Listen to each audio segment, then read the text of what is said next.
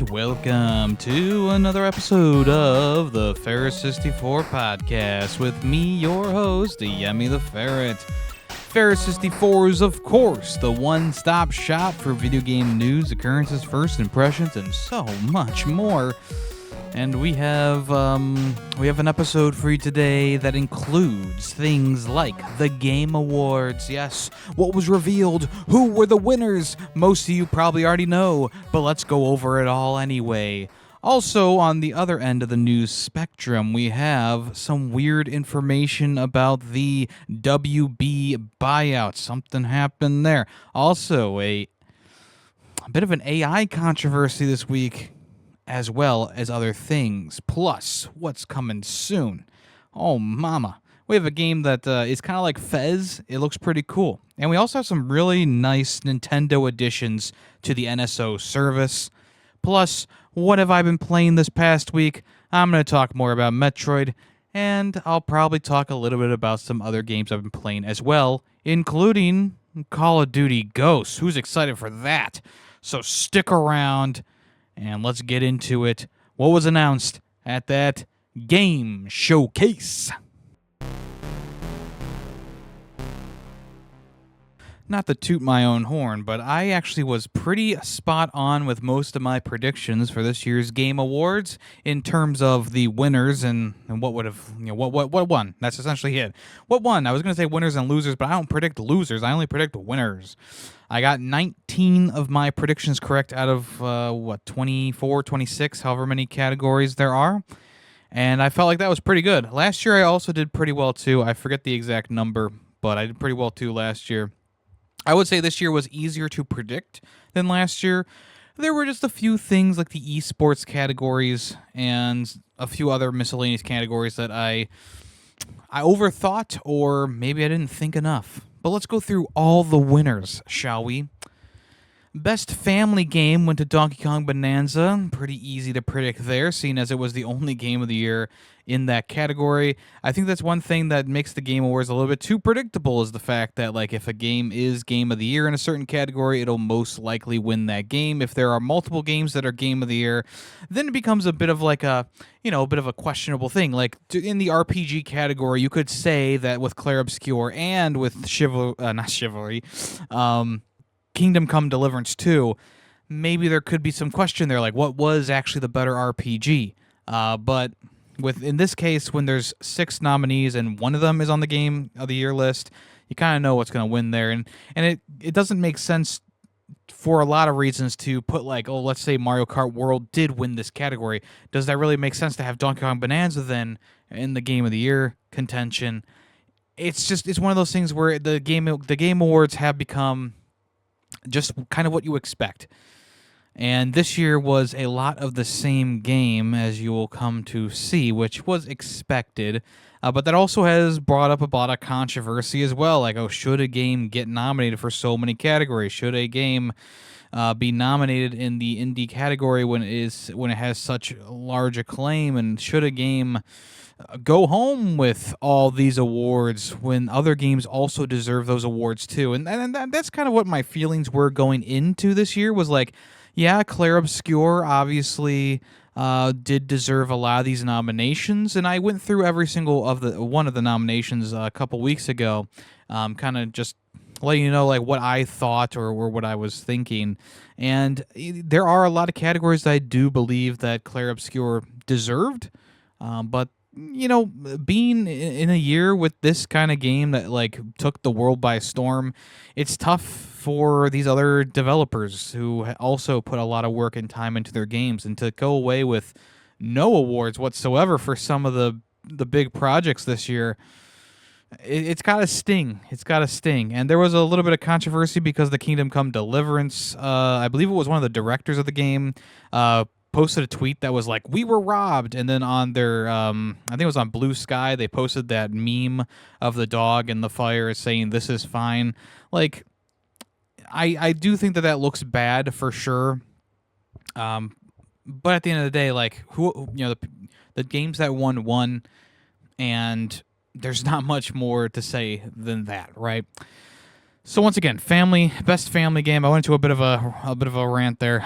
Best family game went to Donkey Kong Bonanza. Innovation in accessibility went to Doom: The Dark Ages, which I thought was good. It was a Doom for everyone, which is what they said in their acceptance speech as well. Here's another thing. Even though some things were fixed this year at the Game Awards, I would like to say that there's still moments where they go through like 5 awards within the span of less than like 5 minutes, and some of these categories I feel like should get more pomp and circumstance. Like the best independent game, and I think independent game, like breakout independent game or whatever it was, those were both sequestered into the like 5 awards at a time stint, right? So and Jeff Keighley is always saying like, oh, look at all these indie games. Look, there's 3 indie games for Game of the Year. Blah blah blah. And it's like that's great, but then you don't even have them come onto the stage. You don't even make it a big deal when the independent games, or maybe some of the games that aren't glare obscure, win a category. And you know that they know who the winners are, and the show, you can kind of see it with the show, right? If a let's say like the development team of a big game isn't going to be there, but their game wins, they'll sequester that game in the the let's spout off 5 categories in a row type thing, just they can kind of speed through it. And if you look at the Oscars, which is how the Game Awards kind of presents itself a bit with like the statues and the all the people in the audience and stuff like that, the performances, whatever. The Oscars do give out every single award on stage. They do allow each each team behind the movies, whether it's the costume director or the composer behind the music, whoever it is, they allow them to come onto the stage and share their piece. Now, obviously, with video game fans being in the audience, a majority of them being video game fans in the audience, they're gonna want those nonstop boom, boom, boom. We want to see the next best thing. We want to see the next trailer. We want to move on to the next thing. So I get it. It is a bit of a different demographic. But at the same time, it does feel like some of these awards deserve more time in the spotlight. And if you're going to just power through 5 or so categories in a row, what's the point of even having them in the showcase? Like, I get it. They earned the award. They earned the nomination. That's big for the studio. That's big for the team behind it.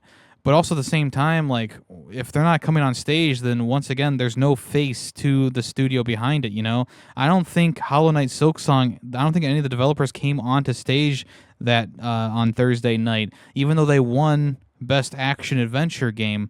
So and that was just a part of one of those, like, real quick segments. So, yeah, I guess that's another thing that I was a bit sad about, was the fact that they still are doing this thing where it has to be, these categories have to be read off so fast, and then they have time for the 5-minute Miss Piggy, song. And it's like, yeah, it's fine. Like, I don't mind the Miss Piggy song, but also at the same time, like, we're doing this instead of giving more time to the games. It's the Game Awards, And I'd also think that because the Game Awards have become kind of like the big, reveal show, essentially, Jeff Keighley has kind of, pushed himself into a corner where people come to the show and they expect the big news. They expect the big reveals, which we'll go into. But as a person who likes the big reveals, but also likes to shine light on these teams and these developers behind these games, really, I mean, should do maybe a better job next year of making sure that every category gets some pomp and circumstance, or maybe zoom over the crowd and find the development group and hand them the trophy when they're in their seats. They don't even need to come onto the stage, right? That's all I'm saying. I got through two categories now. All right. Best esports game went to Counter Strike 2. Best esports athlete went to Chovy. Best esports team went to Team Vitality. Best mobile game went to Uma Musume Pretty Derby, which I was spot on with that one, folks. Best independent game went to Claire Obscure, Expedition 33. Best adaptation. Now, this was a bit of a shock. I was expecting to go to a Minecraft movie, but it went to The Last of Us Season 2, which I was actually very shocked about because I have not really heard too many positive things about that, about Season 2. So, yeah, but it was just maybe an unpredictable one, which is not bad, I guess you would say. Best action game went to Hades 2. Best performance went to Jennifer English for her role as Mael. Games for Impact went to South of Midnight. Best ongoing game went to No Man's Sky, which I feel like this is the first time No Man's Sky has gotten this award. Best audio design went to Battlefield 6. Content Creator of the Year went to Moist Critical.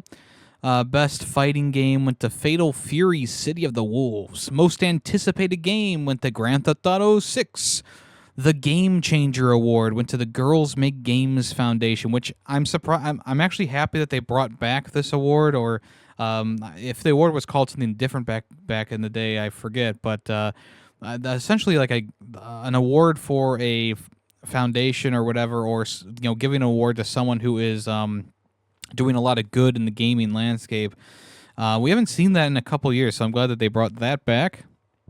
Best action adventure game went to Hollow Knight Silksong. Best art direction went to Claire Obscure Expedition 33. It's funny that Expedition 33 is getting some backlash on winning best art direction because there's a bunch of I'm trying to think of the best way to describe these people. A bunch of hard-headed individuals are posting screenshots and video clips of the platforming section from Expedition 33. It's inspired by Going Up or Only Up, whatever that game was, where random assets are in piles and you have to jump on top of them. And the main thing that I would like to say is most of the game has brilliant art direction. The areas you go to, the vistas you see, everything like that, it all comes together very well. These little side areas that aren't my favorite thing ever, don't get me wrong, but I don't feel like they don't hinder the experience at all, right? You get a little bit frustrated with them, maybe you come back to them later and you knock them out if you want to. They're optional as well. They're just for extra costumes in the game. So the fact that there's people out there who are like, well, why did it win best art direction? Look at this art direction, these random assets floating in the sky. Wow. At the same time, like, have you looked at the rest of the game? Like, these are like 5-minute side tasks to do. And you might make the claim like, oh, well, if there's a negative about it, then there you go. There's a negative about it. And personally, I did think that in terms of art direction, I mean, this one was a high up there for me too, but also like Death Stranding 2 could have won this one as well because it was, that one's a class act as well in that department. So once again, it's a lot of, it's a bit of like semantics here and there. I just... Yeah, I mean, clipping something, it's kind of like clipping something out of context where it's like, well, look at this. And then a bunch of people go, wow, what the heck? How did this win? And then, they don't see any of the other fantastic, beautiful things that are in the game. So it's just dumb, the whole discourse around that. But anyway, best sim or strategy game went to Final Fantasy Tactics, the Ivalice Chronicles. Best debut indie game went to Expedition 33. Best score and music went to Expedition 33. Best sports and racing game went to Mario Kart World. Best community support with the Baldur's Gate 3. Best VR or AR game went to The Midnight Walk. Best RPG went to Expedition 33. The player's voice, so this is the fully 100% fan-voted category, went to Wuthering Waves, which I believe is a meme, because this Wuthering Waves game, I have not seen anything that has really made me think that it's the best game ever. Video Game Donkey did a video on this one, and I'm sure it's fine. But when the QuickTime events don't matter, you can literally just not press the QuickTime event buttons, and the character will still do the thing. Tells me of a lack of polish on an experience. So, pretty crazy. Wuthering Waves won. I was expecting Genshin Impact to win because Genshin Impact always incentivizes their audience to vote to get free things inside the game. I would also like to say that they need to redo player's voice from the ground up, in my opinion. I think that they need to not include games that released in the past, so like games that are still ongoing, right? We need to eliminate those games because they're not the best game of 2025. Maybe they're a good game, but they didn't come out this year. I think that we need to eliminate those games from the pool. And then I also feel like they need to take into account the actual critical acclaimed games. I don't think Wuthering Waves is sitting on 100% on, well, not 100%, but 100 on Metacritic. So yeah, that was kind of like I want to say a shock, because I was like, what? How did this win? Like, how did this meme of a game win? But it's because, it's the player's voice. Of course, people voted for the worst game out of the top 5. So there you go. And you might also say like Genshin Impact might be a worse pick for this, and I would agree. Anyway, best narrative went to Expedition 33. Best multiplayer went to Arc Raiders, which also I was pretty surprised by. The Arc Raiders fans out there were trying to get this game to be Game of the Year nominated. I mean, in the player's voice, they could have had it. You could have voted for your game, your GOAT. But Arc Raiders was out within the first round of voting for player's voice. So the Game Awards threw those people a bone who were complaining so much about this, that it's the best multiplayer game. And maybe it is the best multiplayer experience. I haven't played it myself, but I would say that like I do tend to take off some points if they take some shortcuts with some AI voices. Now I guess it has come out that they paid the people who voiced the AI program. So I guess that's a good thing, but I don't want to like dive into it because I haven't played Arc Raiders. I've really had no intention of playing it, at least right now. Maybe in the future when it's on sale, I'll pick it up and play it and let you guys know what I feel about it, but I'm just not into like these kind of games, so I'm not willing to spend the full price on it, but good for the people who like Arc Raiders. Best game direction went to Expedition 33. And Game of the Year went to God of War 2018. No, I'm kidding. Expedition 33 won Game of the Year as well, which was to be expected. So yeah, it was a year where records were broken. Expedition 33 had the most nominations, which was fueled by 3 nominations in the same category. I think they need to redo that as well. Best performance, grab one performer from each game that is nominated. I think that would be a better way to do it. Even though all those people who were nominated deserve the award, I think that the category was a bit stacked in the way of Expedition 33. Had a bit of an unfair advantage there. And that's not just because Troy Baker lost for his role in Indiana Jones. He won during my award show last year, so I can forgive and forget. So yeah, I mean, once again, this was, I mean, the whole like winners side of things was pretty easy to predict this year. I was not surprised at most of these, but there were a couple in there that I was like, oh, okay, sure. I guess I'm mostly fine with all of these, but that's the other thing too. Like I do sort of agree with some people who are like, well, we should really like spread out these awards a little bit more, right? And I do tend to agree. It's crazy to me that Death Stranding didn't win anything, or Hades 2 only won Best Action Game, and Hollow Knight only won Best Action Adventure Game. It's also a bit wild to me that I almost called it Chivalry again. Kingdom Come Deliverance didn't win anything either. Like, honestly, in my opinion, I think Kingdom Come Deliverance is a better RPG in a lot of ways, where it's like it's actually a role playing game.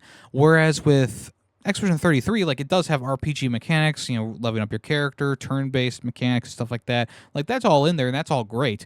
But you kind of more so watch the characters do their thing, and you have a couple of choices here or there as you go through the game. But yeah, I mean, if we're going to talk about what is the best RPG from this year, I mean, it goes to Kingdom Come Deliverance 2. And I'm sure you can debate me on that, but if we're looking at like just RPG mechanics, it's hard to say. So yeah, I think maybe next year we need to spread out the awards a little bit. Like, I don't know if Grand Theft Auto 6 is going to be like the game of the game awards next year. It's hard to say what exactly is going to happen.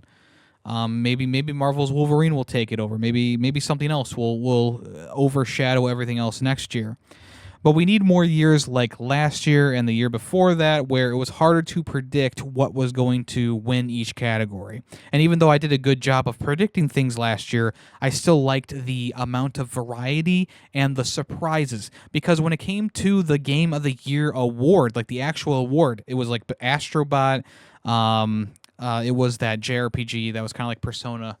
What was it fucking called? I know what it's called. It's in my brain. I just can't remember it right now. Nomad is going to kill me. Metaphor Refantasio, right? So with the category was much more stacked last year with who's going to win, like a question of who's going to win. This year, even though it was also another stacked year, I kind of figured what was going to win from the get go. So that's that. That's the nominees or the nominations. That's the winners of the categories. Let's talk about what was revealed during the Game Awards.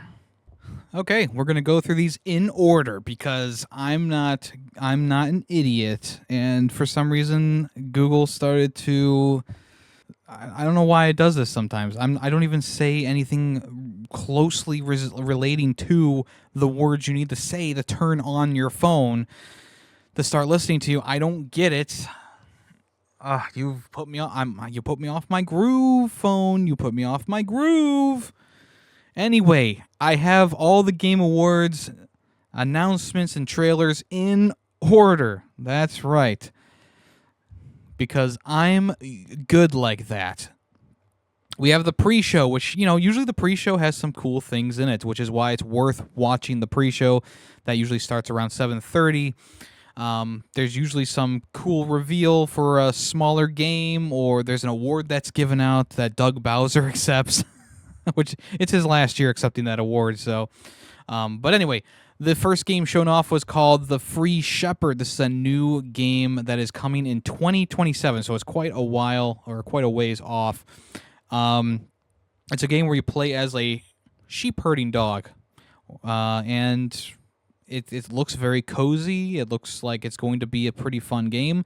Now, there could be a crazy twist in it, which I wouldn't be surprised. But, yeah, The Free Shepherd looks kind of fun. I am surprised that they decided to reveal it now in 2025. It's over a year away at this point.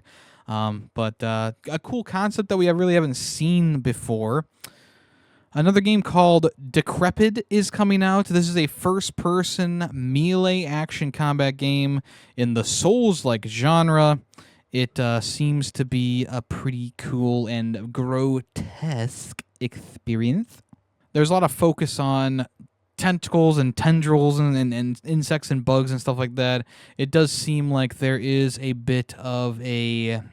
I mean, there's a lot of fantasy element in here. I kind of was reminded a little bit of... like Demon Souls during this one, just with some of the character designs and how they looked and stuff like that. But it seems like you're in some sort of medieval castle and you're trying to survive. So that's pretty cool.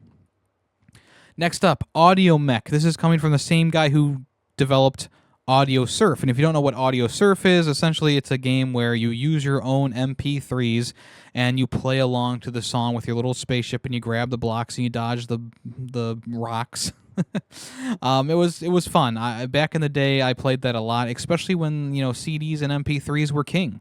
But now the same developer is putting out a game called Audio Mech, which is a 2D shoot 'em up, and you use your own music to power your weapons. So treble is a weapon, and bass is a weapon, and whatever. There's 3 different weapons in the game.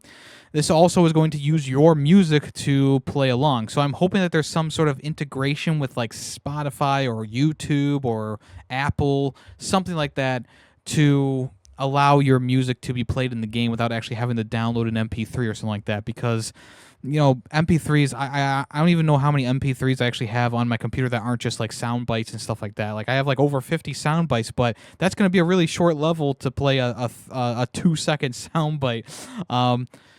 So yeah, hopefully there's going to be some sort of integration. I think that'd be pretty cool.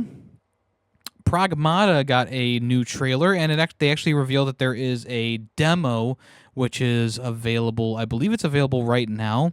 They also revealed that the game is going to be releasing on April 24th, 2026. You know what this game is. You have a little girl on your back of your shoulder. You're like an astronaut type dude, and you are hacking robots and fighting robots. And it looks like there's some larger than life things in here as well. So yeah, it looks pretty cool. April 24th is the date for that. And then they also revealed that there is a Switch 2 version of this game coming as well. So it's crazy that I'm saying this right now, but one of my favorite reveals from the Game Awards was called Bradley the Badger. This is a 3D platformer coming from the same guy who developed the Mario and Rabbids series, or directed the Mario and Rabbids series. Also co-founded the studio with Christian Cantamessa, who was the lead designer of Red Dead Redemption. And the game is called Bradley the Badger. You play as a 3D platforming badger who gets thrown into other environments. Like one of the first things they show off is Badger Souls, or whatever it's called. And so instead of being a 3D platformer, he uses his platforming knowledge to get around like these enemies and stuff like that. So I don't know if there's like combat in it or anything like that, but yeah, it seems like this little platformer mascot character is going to be put in all these like different situations, and he can manipulate things, he can transform into things, he can do all these types of things in all these different environments. So you have a cyberpunk world, you have a Last of Us type world so far, and then at the end of the experience, everything like crushes into non-existence, and Bradley the Badger turns into a human wearing a badger like outfit. So I'm very interested in what this is going to be exactly, because this looks awesome. It's coming to Steam so far that we know of, and I hope that it comes out the next year, because I am like super excited for that. So very cool concept. It looks great so far, and I cannot wait for that. So Bradley the Badger, Mushroom. It's coming sometime in the future. We did not get a release date for that. And then finally for the pre-show, Stupid Never Dies. This is a pop-punk infused action game featuring a zombie character who is in love with a human. And this is heavily inspired by Lollipop Chainsaw, it looks like. That is kind of where my mind went with this. But yeah, essentially it's like a 3D hack and slash type game. I'm guessing you're just trying to get to your girlfriend or whatever. There was a song that they sang together. It was a little bit too long. It was very 2000s inspired, obviously. But yeah, it looks like you can transform into like different beasts and stuff like that. There's like different weapons to use, different combos to get off. But yeah, this is very Suda51 flavored, and it's coming in 2026. So we'll see how that goes. All right, the main event is upon us. First up, Star Wars Fate of the Old Republic. There was a cinematic trailer featuring a deserted wasteland that you land on, and there's a crashed ship, and inside of that ship there's a light emanating from inside, and some sort of monster. And at the end of the trailer, it does a close up of the character's face and a lightsaber igniting. You can hear it, and then the glow happens onto the face. So that was pretty cool. This is going to be helmed by Casey Hudson, who was with Knights of the Old Republic and Mass Effect. So you can kind of expect some great things there. I would also like to say this person, Casey Hudson, also helmed Anthem. But we try not to talk about that.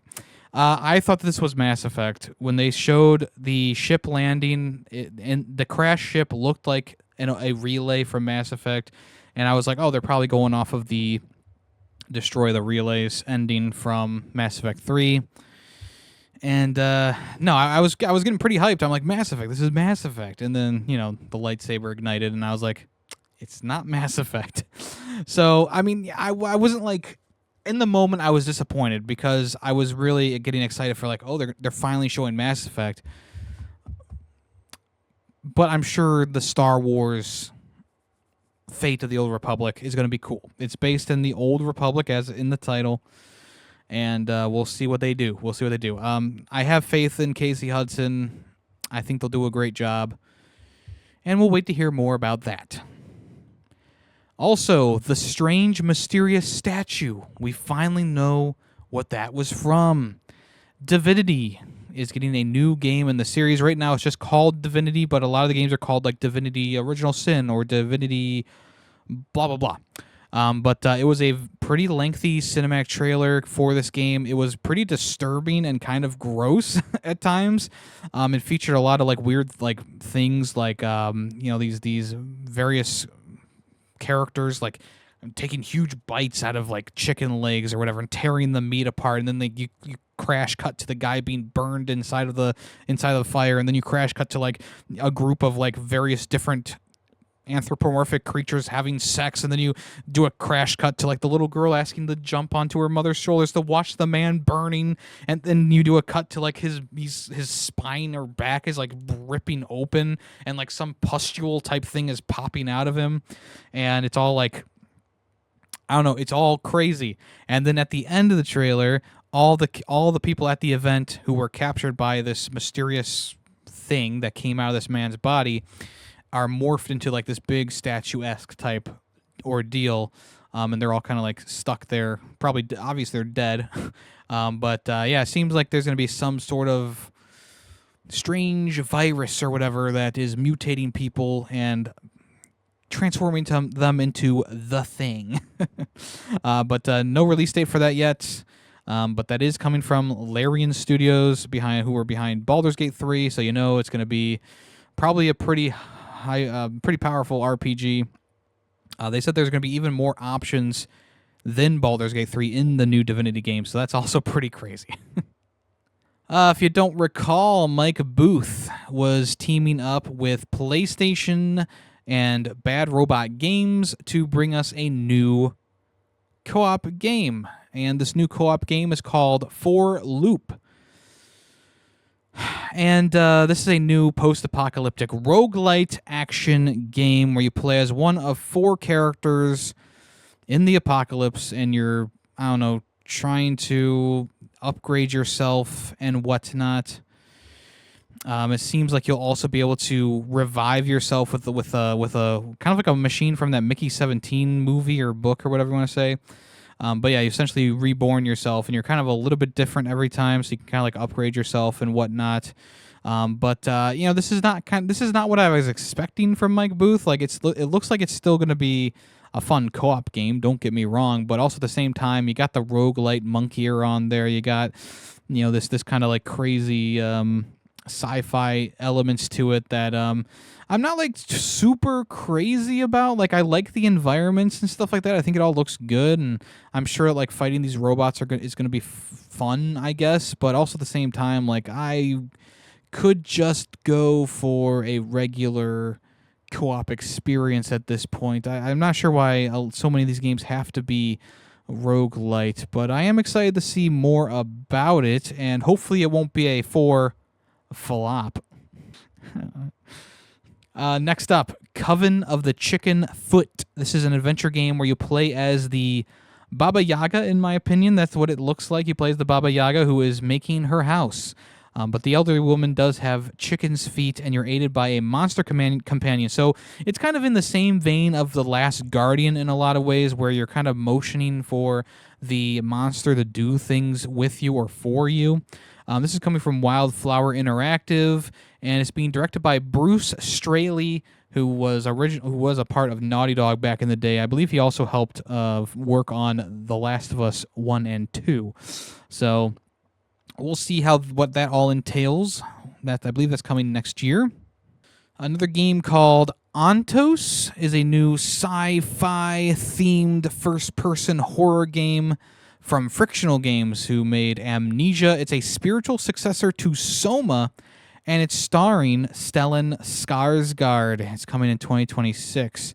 This looks pretty cool. There was a lot of rats in the trailer, and I was like, oh shit, we're showing off our new rat technology here. Love that. But it looks like you take on the role of some sort of sci-fi-ish astronaut type character. I mean, it's hard to say. It's one of those games where it's like it's very vague. It's not going to really tell you what it's about, but it does seem like there's a lot of different like main characters in the game, and you're probably going to be interacting with them in one way or another. And there's also a lot of cool sci-fi elements in here as well. Now, Soma is a lot of people love Soma. It's one of those sci-fi first-person horror gems out there. So hopefully this will live up to those expectations of putting that at the front of the trailer where it's like from the creators of Soma. So we'll see what happens with that. Ontos. South of Midnight revealed when they accepted their award that the game is going to be coming to PlayStation 5 and Switch 2 next year, so that was pretty cool. But right after that, it was overshadowed by Resident Evil Requiem. Now, this was a big new trailer coming for Capcom's new survival game, and what they revealed was what we all knew already from the PlayStation leak that happened during the week last week. Leon Kennedy is going to be in the game as a separate character to play as, so it's going to be kind of like Resident Evil 2, I guess, in a way, where you have two dual protagonists here. One of them is the girl who is kind of a scaredy cat, let's be honest, but she's not really fit for this type of work. And I'm guessing that Leon is going to be a character who comes in maybe after some events from the game happen, and he's going to help with the situation. You'll be able to shooty with Leon and stuff like that. It could be more like the Resident Evil 3 remake, where you mostly play as one character, but then you have a segment or two as a different character. It's hard to say exactly what they're going to do here, but it is a pretty big reveal that, yes, Leon Kennedy is coming back for his first new game that isn't just a remake since Resident Evil 6, I think. So, yeah, there you go. Pretty cool. Pretty cool indeed. A game called Order of the Sinking Stars. This is a new puzzle adventure game coming from the same guy who made Braid and The Witness, Jonathan Blow. This is a top-down puzzle game slated for 2026. I didn't think that this game looked that cool, in my opinion. It did look like other puzzle games that I've seen before. I actually I compared it to Puzzle Puppers, which, I mean, damn, that's hard hitting. But Puzzle Puppers was fun back in the day. This looks kind of similar in style wise. I'm sure it'll be a good puzzle game. I'm sure there's more going on than what meets the eye. A new game from Wizards of the Coast is called Exodus, being headed by former BioWare creative director James Holan. This is slated for early 2027. Exodus is a sci-fi third-person game. You play as some character who can manipulate things. It looks very action-heavy, but it also has a lot of really cool character designs in there as well. Like there's a baboon, an orangutan giant. I don't know how to describe it. Yeah, I mean, it's probably a lot of. It was probably a lot of cinematics that they showed off. It looks good. It looks like it's gonna be like a third-person cover shooter, possibly. But we'll wait to hear more about that in the future. Also, from Wizards of the Coast, a game called Warlock. This is a new fantasy RPG coming from Wizards of the Coast as well. They didn't really show too much off about it, other than some pretty cinematics and the reveal of the name of the game, which is Warlock Dungeons and Dragons, coming 2027. There's going to be a gameplay reveal in summer of 2026, possibly at the Summer Games Showcase. We finally got news about the Control sequel, and it's going to be called Control Resonant. This is going to focus on the brother of Jesse Fadden, who is more of a melee-based character. And I was actually really into this because as much as I enjoyed Control, I thought that the gameplay actually held it back, in my opinion, with it being a gun game. I felt like maybe something a little bit different would have helped me connect with the game more. And here we are with a new gameplay style. So I guess we'll have to see what exactly this entails. They had this whole like actor inside of a cube, and then he rose up into the air and did the whole control thing where his body stiffened in the air. There's a lot of people who were actually risen up on strings, and you know, before the Divinity trailer, there was a person rising up into the sky during the Control reveal, and there was also like another one later on, if I remember correctly. So lots of people being held up in the rafters in this one.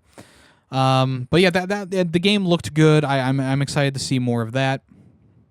A new game from the Yakuza creative director Toshihiro Nagoshi is called Gang of Dragon. This is going to star the Korean actor Ma Dong-seok, who I believe was in Parasite, if I'm not mistaken.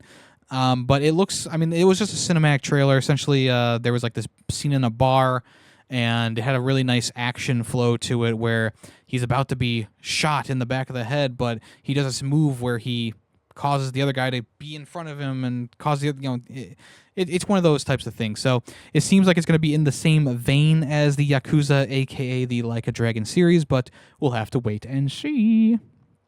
After that, Street Fighter the movie had a teaser trailer for the movie. Every single actor from the movie came onto the stage, including Jason Momoa, and they gave out an award. It was kind of like this weird, like, they were trying to be funny on stage, but it just kind of didn't land, in my opinion. Like, the Street Fighter trailer looked about what you expected it to look like, but we really could have maybe shortened up that segment where all the people came onto the stage one by one, and then they all were talking and chatting. It's like, okay, like, I get it. You're excited to be doing this, and I'm also excited for a Street Fighter movie. Like, I think they got a good cast for it, but also at the same time, like, we could have maybe shortened this down a little bit because it felt like it took forever for them to get onto the stage and then leave the stage afterwards.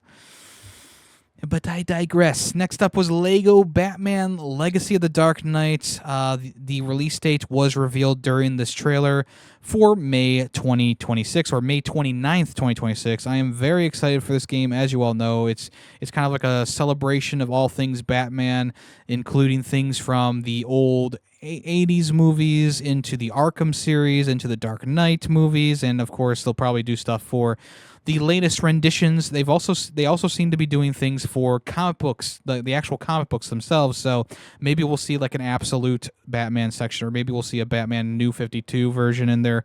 Who knows?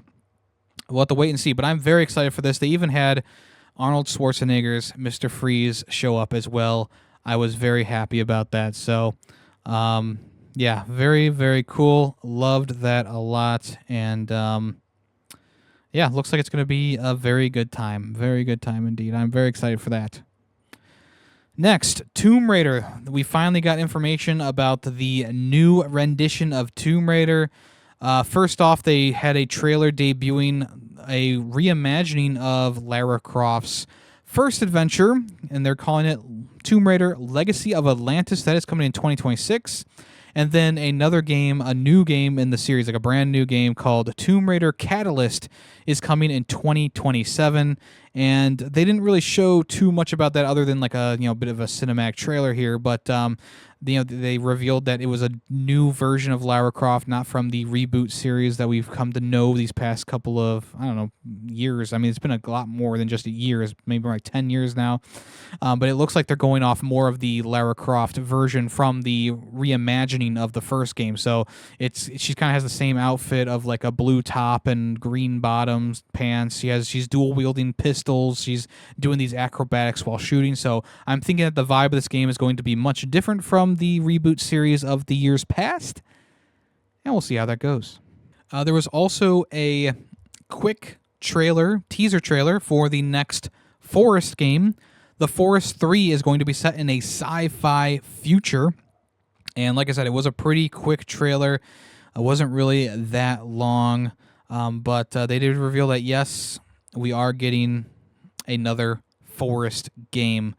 I don't really have anything else to say because I'm not really into the Forest, but it seems like you get trapped in some sort of sci-fi spaceship and you get transported kind of like back in time because there's like all this like 65 million years ago like plant life, and I think there was also like a dinosaur or something, but then at the same time there were these like weird creatures that were walking around too that didn't seem earthly. So the Forest 3, that is coming sometime in the future. There was a little like tagline at the end called End Night. So maybe this is like the last game that they're creating for the Forest series, but we'll see. A game called Orbitals is coming to Switch 2, which is inspired by retro sci-fi anime. It also seems to be very much inspired by Hazelight Studios. I actually thought this was a Hazelight game when they started showing it off, but essentially you play as one of two characters who they need to be co-op. You have to do this co-op. You play as one of two characters who are in like this low frame rate kind of like old school retro anime art style, which I thought was very cool. I really like the art style here. One of the characters has blue hair, so Callus will be very happy about that. But it seems like he'll be solving puzzles, shooting up bad guys, and racing around when the game eventually comes out in 2026, exclusively to Nintendo Switch 2. There you go. Diablo 4 had a new trailer for its new DLC, and they also announced the arrival of the Paladin class. Yeah, I'm not like super into Diablo 4. I played a bit of it, but I thought that the vibes are there, like they obviously it's a very good looking CG trailer. No qualms about that. This new expansion called Lord of Hatred is coming on April 28th, 2026. 007 First Light had a new trailer and actually had revealed one of the characters maybe you'll be hunting or looking for in the game, who is going to be voiced and he's going to be looking like Lenny Kravitz, the musician. He's going to be playing a character called Bamwa, and actually Lenny Kravitz came on stage and gave out an award, so that was also pretty cool. The gameplay that they showed off, I guess they really didn't show off gameplay. They just kind of showed off maybe like a cinematic or whatever. I'm happy about that. Lenny Kravitz. This is his first foray into the being in a video game. Now he did co-sign Guitar Hero Live back in the day, by the way, if you don't recall. But this is his first time actually being in a game like this. He's actually acting, and he's actually being put into the game. And he came out on stage. It was pretty fun. He had his outfit on from the game. And yeah, he gave out the award for best music or whatever. So there you go. Pretty cool. After that, we had a trailer for Lords of the Fallen 2. This is coming for 2026. It looks almost the same as the Lords of the Fallen from a couple years ago. And like I said, it just kind of looks like what you expect for Lords of the Fallen. I'm hoping that I don't know what I'm hoping for. It's a new Souls-like game slated for 2026. We'll see how that goes. Saros, we got a release date for that. It's been pushed back a little bit from March to April, so it's now going to be released on April 30th. It's a new bullet hell roguelite game starring Raoul Coley. I have nothing more to say about this other than this trailer showed us more color than just brownish, which was from the State of Play. But yeah, it looks. I mean, look, this game looks cool. I'm interested in playing it, and we'll see what happens. We'll see what happens there. A game called No Law got a bit of a cinematic trailer as well, coming from the same people who made the Ascent. And this is a new first-person cyberpunk kind of game, very much inspired by Cyberpunk 2077. Warhammer fans were pretty excited about this one. Total War is going to Warhammer 40k, so essentially we are getting a new Total War game in the realm of a Warhammer 40k skin. It'll be a new grand strategy game in the Total War series, set in the sci-fi universe of Warhammer 40k. Looks pretty good. I mean, we didn't see too much of it, but if it's anything like the RTS games that I know from Total War, I'm sure it'll be good. Ace Combat 8 got a reveal trailer. This one's called Ace Combat 8 Wings of Thief. It's a brand new entry in the long-running series. It looks like it's going to be more story-heavy than the past games. There seems to be a slew of characters who are pretty quirky. Some of them are. This is slated to come out next year in 2026. Also, Star Wars Galactic Racers. I was hoping that this was going to be a new pod racing game, but it's just more of like a Star Wars racing game in general. Developed by the Fuse Games and Secret Mode. This is slated for 2026 as well. I'm sure it'll be fine. I'm not like holding my breath though, because I mean, there's not too many games in the Star Wars racing universe that could ever beat Episode 1 Racer or Pod Race, or, pod racing. But we'll see. I'll keep an open mind. A trailer for Out of Words was shown off. This is a stop-motion cooperative platformer game where each of the characters are modeled without mouths, so that you have to communicate. They have to communicate with each other without their mouths or being able to speak. Looks pretty cute. Phantom Blade Zero got a story trailer, I guess you could call it, and a release date of September 9th, coming from S Game. This trailer also reinforced the notion that this is not a pure Souls-like experience. It is very much an action-adventure game, much like the Ninja Gaiden series. So I thought that was good. And then we also got a reveal for a new Mega Man game called Mega Man Dual Overdrive. This is the first Mega Man game we've gotten since Mega Man 11, and it looks like they're using the same engine as that game. This is a part of Capcom's initiative to bring back some older IPs, and I'm all here for it. Go for it. I'm not a huge Mega Man fan, so this probably hit pretty hard for the people who are Mega Man fans. But for me personally, I'm not like big in the Mega Man, so I was kind of like, it's cool, but not for me. And then, finally, at the end of the award show, Jeff Keighley comes on stage and he says, "This next reveal that we have for you today is a long time coming. This is the first look at a new game from the same people who brought you Titanfall and Apex Legends." And everyone's like, "Yeah, let's fucking go," right? And he's standing there. He's like, "I've played this game. It's amazing. It's a unique take on the genre. Let's take a look at this." And then he shows off a Paladins clone. I am not fucking kidding. It's literally Paladins and Paladins and Valorant. Yes, of course. So it's pretty much a combination of Paladins and Valorant. And how do I, why am I saying this? Well, it's because in High Guard, this new High Guard game, you go to the battle on a mount, which is exactly like Paladins, and then your characters are kind of like fantasy fantasy guns kind of thing, which is Paladins related. And then you also have the Valorant, like, pull up some things to block you or whatever. It's kind of, you could also say it's also Overwatch flavored as well, but essentially it looks like a pretty run-of-the-mill hero shooter. It is going to be free to play, and I'm sure there'll be like a battle pass or something along with it.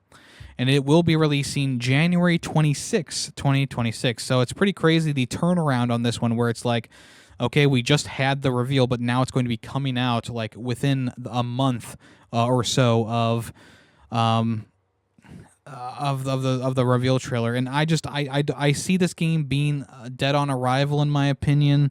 It's hero shooters, they either have to be a big hit, like with an IP attached to it, like Marvel, or they need to be legacy ones like Overwatch and Valorant. I mean, these games have been around for quite some time.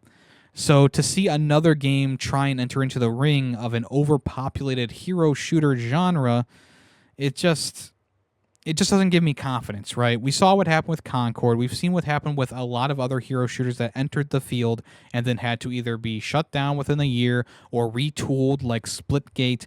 It's one of those things where it's like I just don't have any confidence in this, and maybe it'll come out and it will be a really cool game, and we'll all have fun playing it, and it will have longevity or whatever. But as of right now, I just don't see this Highguard game being more than a flash in the pan. That was kind of interesting. Let's get back to playing Marvel Rivals. Let's get back to playing Overwatch. Let's get back to playing Valorant. Let's get back to playing the finals. I don't know any other game that is not Highguard. So I just don't see this having longevity, and we'll go from there. But yeah, I mean that was all the announcements from the show. I think in general, this year's show, it did feel improved from the last couple of years. They did take into account some of the things that I was complaining about when I was talking about the show. Like, you know, they are including games from December from the last year. They are, you know, I guess the main thing that I'm kind of like still annoyed with is the fact that they really don't give a lot of time to the awards themselves. When the awards happen, it's like, hey, we got to do this in 5 minutes. If they're going to go on stage, we have to have a short, concise thing, or we're going to lose our audience of people watching. I also feel like the reveals this year, and there were a lot of things that I enjoyed, don't get me wrong, but the reveals this year weren't hitting for me personally. Like, there were a couple things here and there that I liked. Like Bradley the Badger and the Tomb Raider new game, and of course, Star Wars coming, the Old Republic, or Fate of the Old Republic coming out, and there were some other cool things in here as well, like Resident Evil having a cool reveal and whatnot, and Control. And other things that I am interested in we already knew about, so you could say like Lego Batman and whatever. Like, there's a lot of things that I'm already interested to hear that they're showing off, which I do like to see, but also at the same time, it's not new. It's not going to really hold my attention as long as something that's brand new. And even the things that were brand new, I just wasn't really into. Some of them, I mean, there were a couple that I was interested in. Don't get me wrong, but at the same time, like there seemed to be a lot of things that I was kind of like, okay, that's cool for the people who like Ace Combat. That's cool for the people who enjoy Yakuza. That's cool for things for the people who are into free to play hero shooters. Like, there's stuff in here for everyone, I feel like, but I personally felt like, yeah, I'm not seeing the things that I'm personally looking for. And like I said, it's not like there weren't reveals that I didn't like, or I did like. Whatever, you get the idea.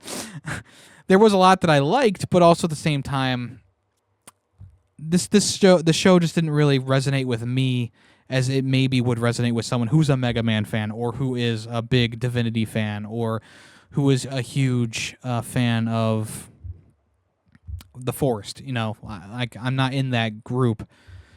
So the things that I'm interested in are fewer than the things that maybe someone else might be interested in. That's all I'm saying. So when I give the whole award show a C+, it comes from a place of love and from a place of like, here's the things you can work on. I want more time for the awards. I would like a better flow to the show as well.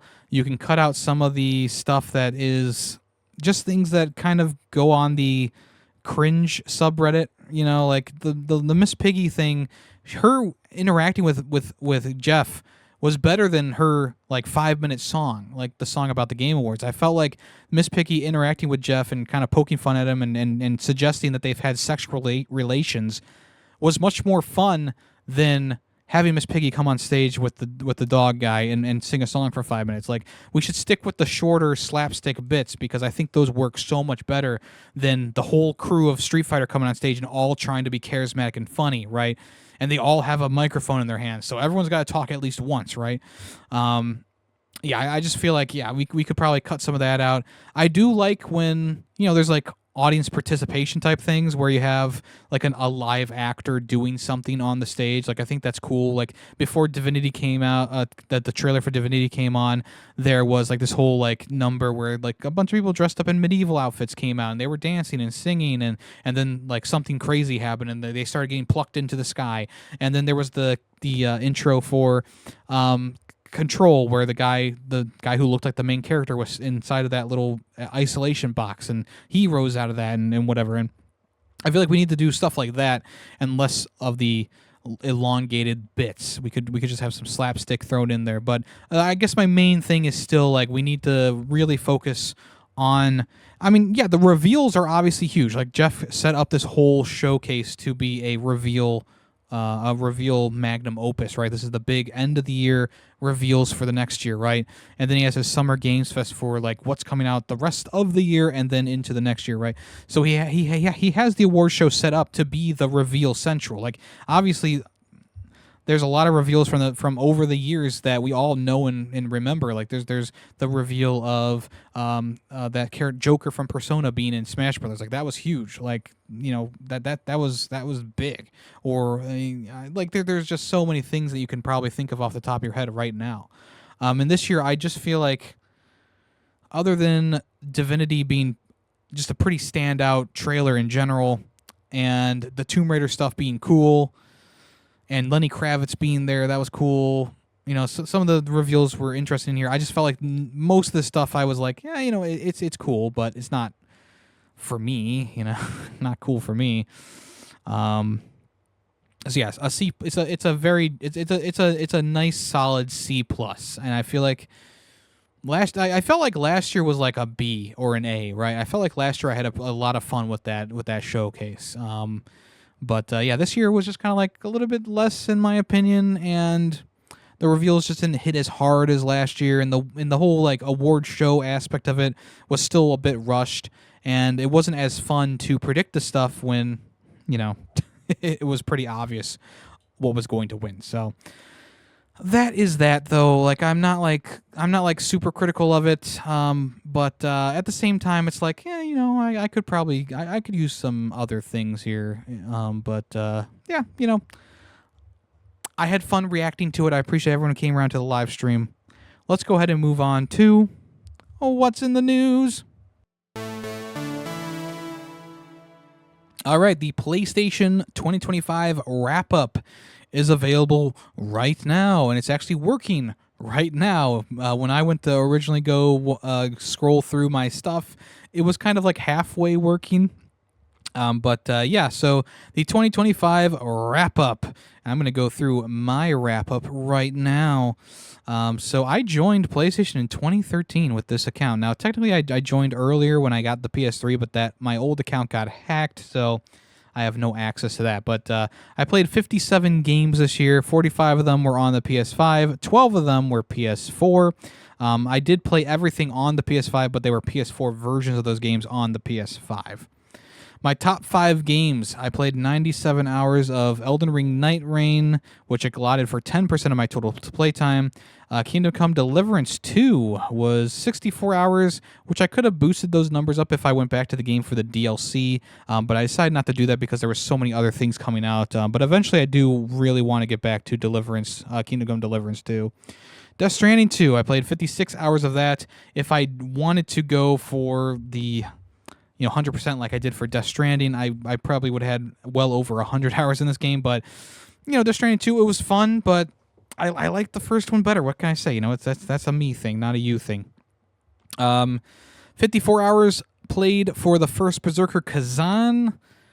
I mean, we streamed that one, so all 54 of those hours was on stream, maybe minus a couple of like grinding sessions I did offline when I was just playing side missions. And then 53 hours, Death Stranding Director's Cut, the Digital Deluxe Edition. That was also all on stream as well, minus the times when I was just doing grinding for, experience and making roads and stuff like that. So a lot of that was on stream. But yeah, I mean, I can't deny, like, this is pretty accurate. It's actually surprising that Night Rain has so many hours in it, but, the gang and I, we played a lot of that this year. So that was it was a fun time. Next up, Oh my gosh, the site just crashed on me. I have to re-sign in. Oh my god. It's working so much better today as I was only logged in for the first thing. All right, we're back. All right, so my gaming style was thrill seeker. Most of the games I played this year were action adventure. I spent 68% of my time playing in the action adventure genre, which does make sense. I played for a total of 896 hours. I had 513 play sessions, and I played 57 games on the PlayStation 5. My favorite controller of the year was my Marvel's Spider-Man 2 controller, of course. That's the one I use a lot. I actually did not log any time on the PlayStation Portal this year, which is weird because I did take it with me to a oil change, but maybe because it was offline before I guess I never updated my time on that. So yeah, I didn't have any hours on that. I also didn't play any PSVR 2 this year, which makes sense because I've kind of been disappointed with that as a whole. So I never even thought about plugging it in this year. I mean, I did think about it because I was like, oh, I should probably play something on there. But also at the same time, yeah, I didn't log on to the VR. I also did not turn on my PS4 this whole year because it's in retirement. It doesn't like firmware updates anymore. That's all I'll say. Yeah, so this makes sense to me. It also shines light on the obvious glaring problem that I think PlayStation has right now, which is not enough support for their $500 VR headset. Okay, like give me something to play first party that's not just a tech demo, please. Anyway, next up, we earned 820 trophies, including 1 platinum trophy, 43 gold, 134 silver, and 642 bronze trophies. The 1 platinum I got this year was for Elden Ring Night Reign. I probably could have gone for the platinum in a couple other games, but I decided, once again, it's a time thing where it's like, if I had the time and I had the patience, I would go for any game's platinum. But, Elden Ring Night Reign was the one that I felt like was the most obtainable from this year of the games that I played. My first trophy of the year was from Hot Wheels Unleashed 2, which is pretty fun. And my latest trophy as of the wrap-up was from Call of Duty Vanguard, which also makes sense as well. And my 800th trophy of the year was from SpongeBob SquarePants Titans of the Tide. So cool beans there. I like that. And my social stats, I played 175 hours of multiplayer, and I sent 6 chat messages, and I gained 1 new friend. It says I didn't join any parties this year, but that's because of the Discord integration. You don't really need to join PlayStation parties anymore. You can just chat on Discord. Even if I'm on PlayStation, I just use Discord for chatting nowadays. It's much, much easier. Yeah, there you go. That is it. In summary, I played a lot of games this year. Not as many as the year before, obviously, but I did play a lot of games this year, and I feel like I beat a fair amount of those that I set out to beat, some of the longer games. I think as the year went on, I kind of didn't want to invest as much time into the longer games like Borderlands 4 and stuff like that. I kind of felt burnt out in that aspect. Probably next year. Now that I've taken a break from some longer experiences. I'll probably stream some of the longer games and go from there. So yeah, if you want to check out your PlayStation Wrapped, head over to the PlayStation Wrapped website, which is wrapup.playstation.com, and log in if you so desire.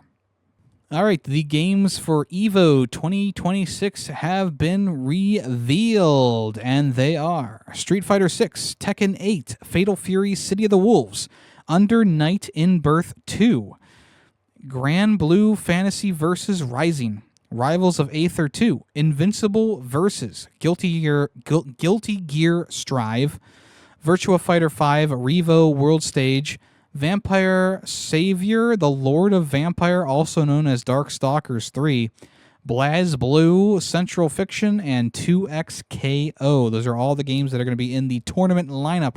A lot of people will kind of notice, will mention Marvel's Token Fighting Souls is not on the list, which is kind of crazy because that's supposed to be coming out early 2026 or what, I believe.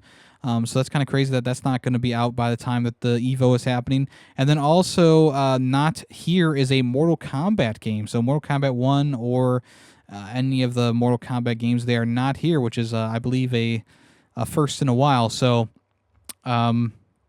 yeah, I think it's a good slate of games. I mean, I haven't heard of all of them, of course, but yeah, I think it's a good slate of games, and I think people will have fun watching those. All right, so last week I talked about Netflix. They offered $82 billion to buy WB or Warner Brothers Discovery.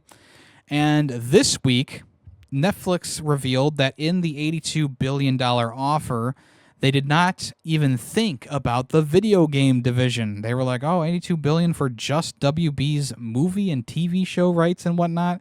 So they didn't even include the video game division in that offer. So what happened was Paramount and Skydance, I guess they're one and the same, they launched a rival bid for the entire company, which includes streaming, TV, and gaming, which is for $108.4 billion, I guess, which is pretty crazy. That's a pretty crazy number right there. And of course, bigger number means that's probably who's going to win the offering. So I'm sure Paramount will grab this, and then Paramount Plus will have a whole bunch of new stuff. Now, it's crazy because Netflix already released that statement in emails to people where it's like, hey, we're going to be getting all this WB content and whatnot. And now Paramount swooped in and said, hey, here's a number for everything. Don't you want to give that to us? And I'm sure there'll probably be another bid by Netflix. I was actually kind of like okay with Netflix getting WB, but now with Paramount possibly getting WB, I don't know anymore. Shoo! I'm going to refrain from really commenting right now until we get more information and we also get some sort of resolution, because I don't think this is done just yet. And I thought that like last week they said like Netflix won the bidding war, but apparently they did not.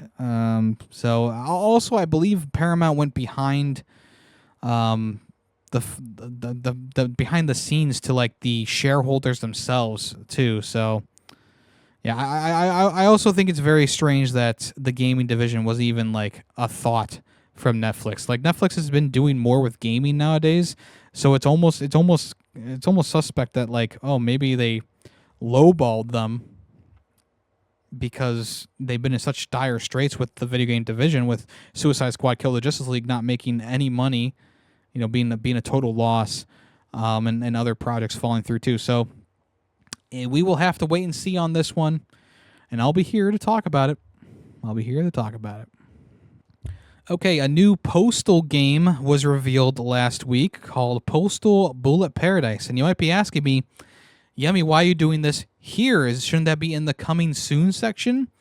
And no, because even though they revealed Postal Bullet Paradise, a Vampire Survivors inspired Bullet Heaven title, which is a spin-off of the Postal franchise, they canceled it 2 days after the announcement. It looked like they already had a game in the works. There was gameplay in the trailer. But if you watch the trailer itself, you will realize that there's something else a bit odd about it.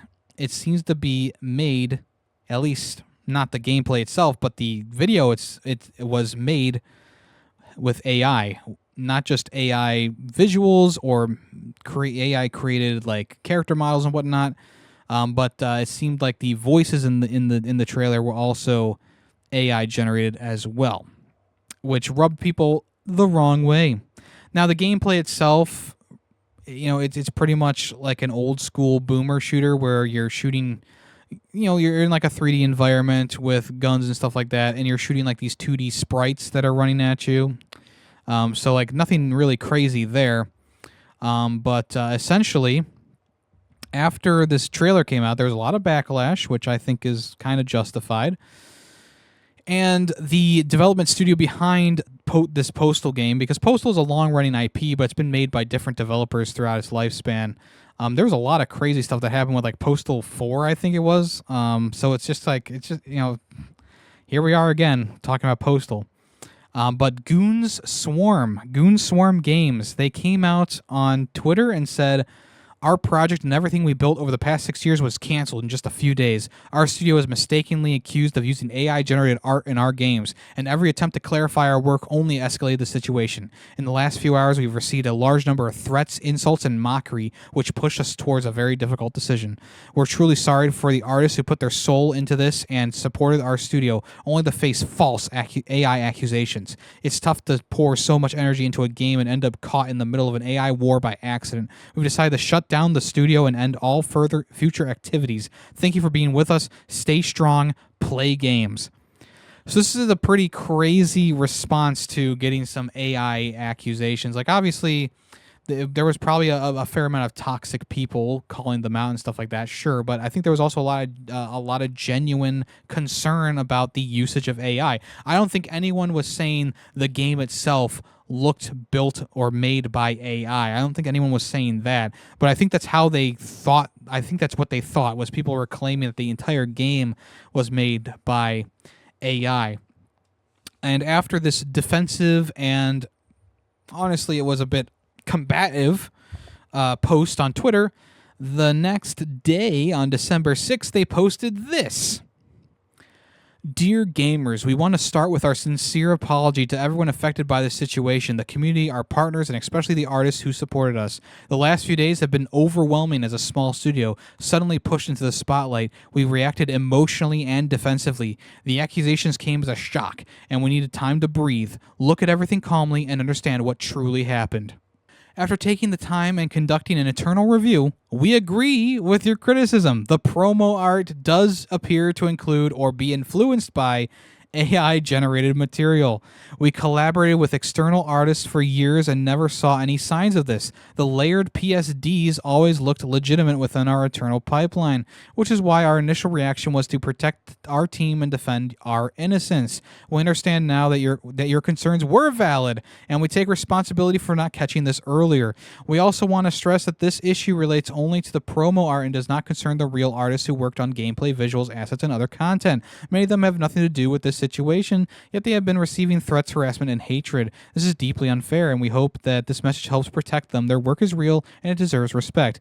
We previously announced the closure of the studio, but even in this state, we feel responsible for this outcome. As far as our remaining resources allow, we will replace all disputed promo art across our projects with pieces created entirely by human artists. It will take time, but we will do it. We again apologize to everyone who was harmed or affected by the situation. We never intended to mislead anyone, and our earlier statements reflect that what we honestly believed at the moment. So yeah, it seems like they were rash in their last response. I almost feel like they were trying to cover up the fact that there was AI being used. I mean, just looking at this trailer, even without even like imagining myself not knowing that there was AI used here, I could tell there were some fishy things in the trailer itself. And if you do look at some of the key art for the game as well, you can definitely see like, yeah, there was definitely AI generative aspects in here.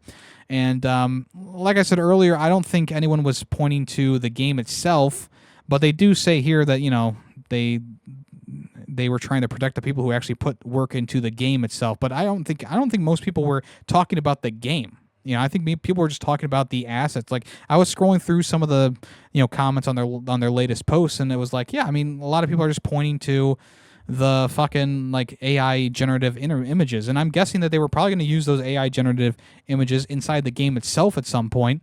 But since they were caught essentially red-handed doing this, yeah, it's pretty obvious to me that they knew that there was AI in the game, especially because they were like, oh fuck, we might as well just close down the studio because this is going to be a big dent in our reputation and no one's going to buy the game. Like, yeah, I mean, I don't think Postal, the IP, has like this huge player base, and I don't think it has the respect of the video game landscape in the first place. So you're probably not going to get a lot of sales anyway.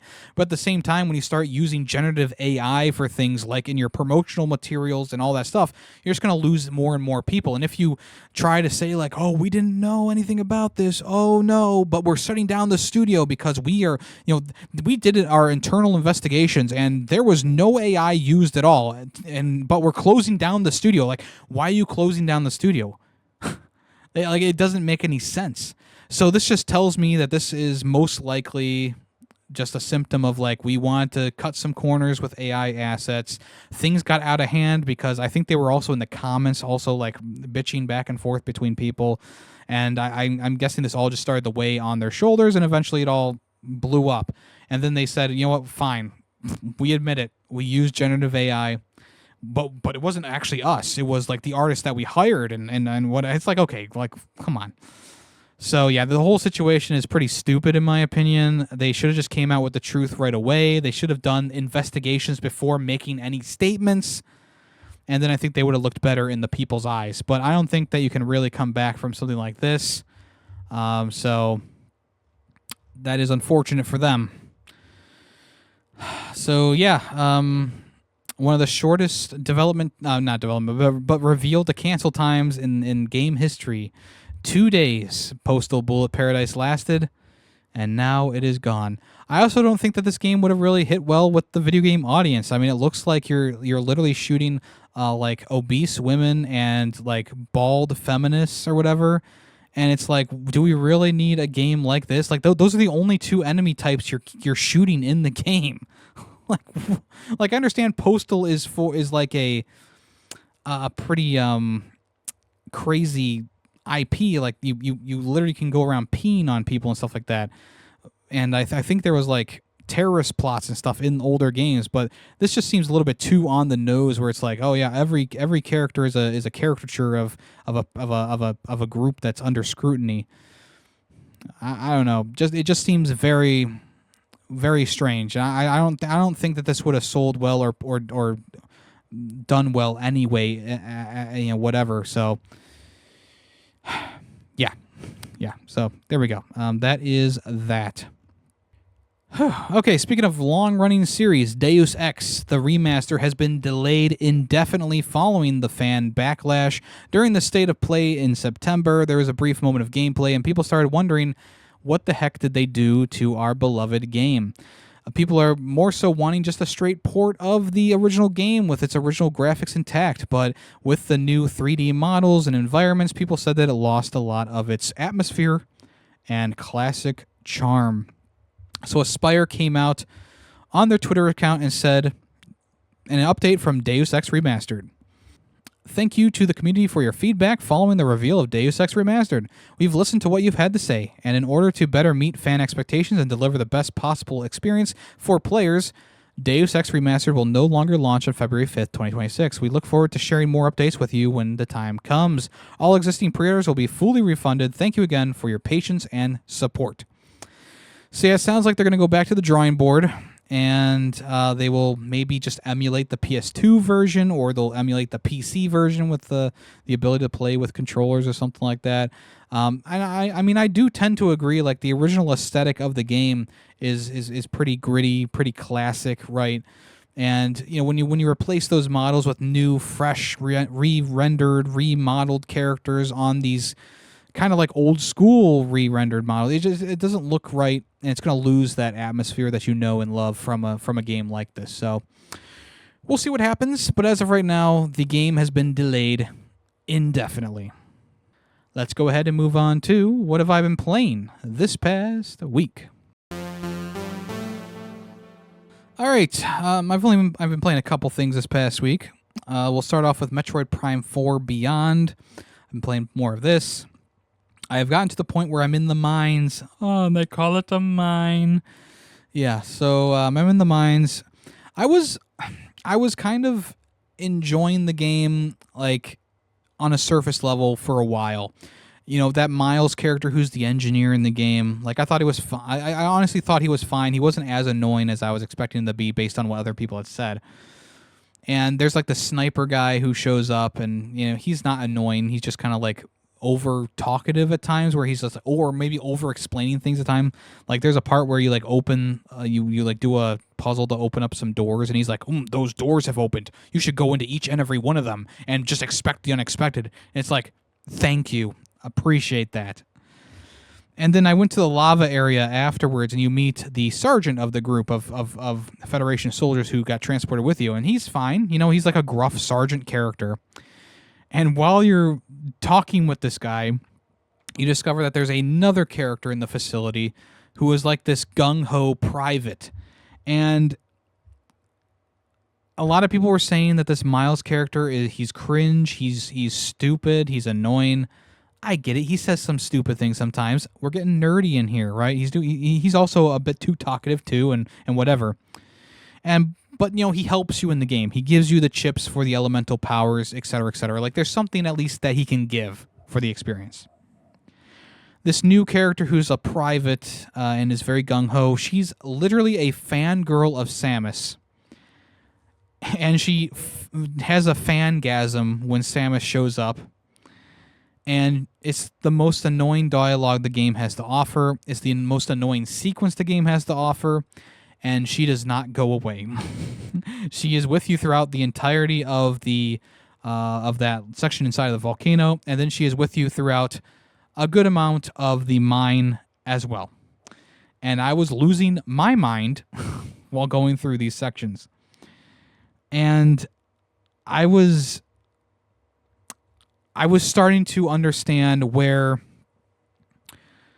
some of the criticism, or some more of the criticism, was coming from for the game. Now, I have my criticisms for the game too that are purely my own, right? I think the desert area, even though it's okay, there's not enough going on here. I don't want to collect 5 billion green gems from these crystals. Like, I just don't want to do that stuff, but that's really all you do. And there's some random locations you can go to for some upgrades, which are fine, but for the most part, it's just a very big desert that just adds in drive time while you're trying to get to the next area that you want to go to, or go back to an area to re-explore.